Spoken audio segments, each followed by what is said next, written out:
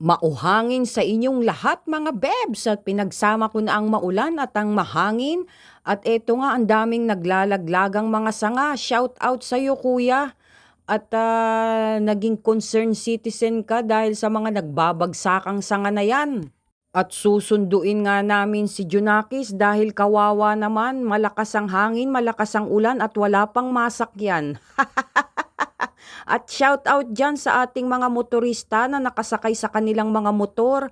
Mag-ingat-ingat kayo. At gabayan kayo na nawa ng may kapal sa inyong paglalakbay. At eto nga patungo na kami, nandito kami sa Tagaytay mga bebs.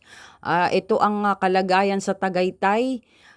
May mga bukas pa ring mga tindahan, may iba naman ay nagsiuwian na, pinauwi na ng mga ibang establishmento. Sino pang kakain naman kasi niyan sa restaurant, ganyan ang panahon. Sabik sa bulalo yarn. At eto nga, 'di ba? O kita mo itong biyahe namin na ito mga bebs, oh. Ito yung papunta sa work ng anak ko. Na wala ka nang makita nga mga motor na bumabiyahe, wala na doon sa mga ano nila sa pilahan.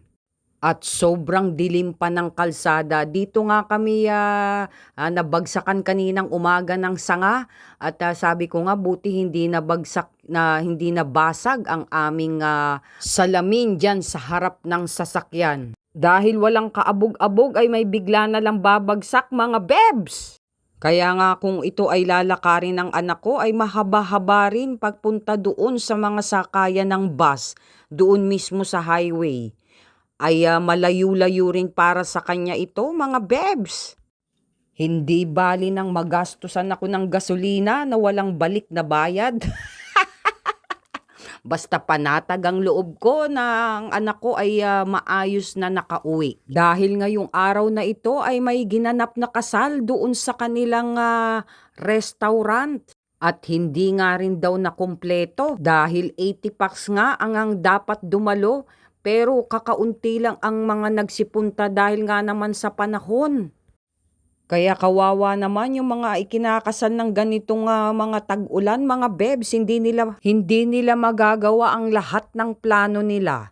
At may mga nagpabook nga rin na itinuloy pa rin nila mga bebs. Na kahit masungit ang panahon ay talagang yung reservation nila nung nakaraan ay itinuloy pa rin talaga nila.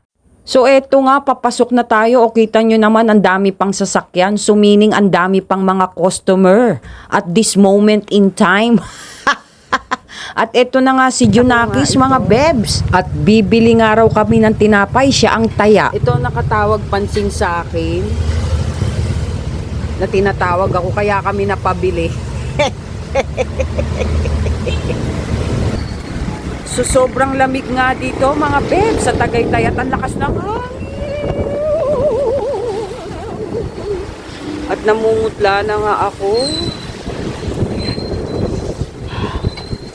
Sobrang lamig mga bebs. Nalibre yung anak ko.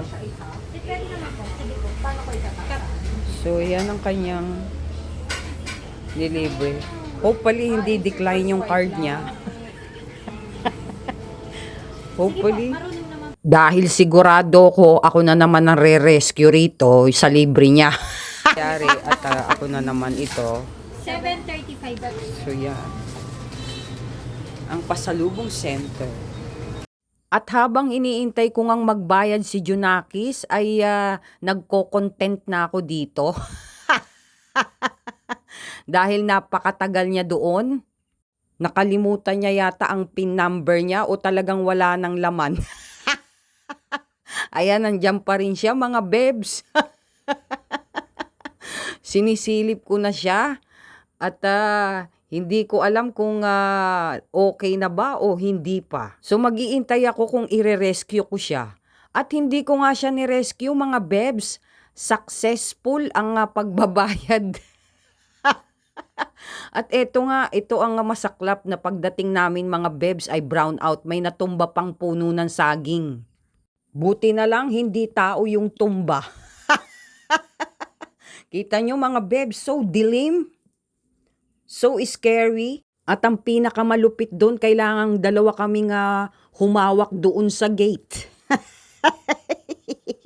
Dahil sa sobrang lakas ng hangin at mabigat ang aming gate mga bebs ay baka humampas bigla pag pinasok yung sasakyan. Dahil kanina yung nilalabas ang sasakyan ay muntikan na ako mga bebs na ilipad din ng kasama ng gate na yan.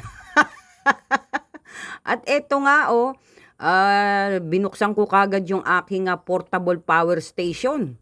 At para maka-charge din ako ng cellphone. So yun lang mga bebs. Thank you for watching. Mwah!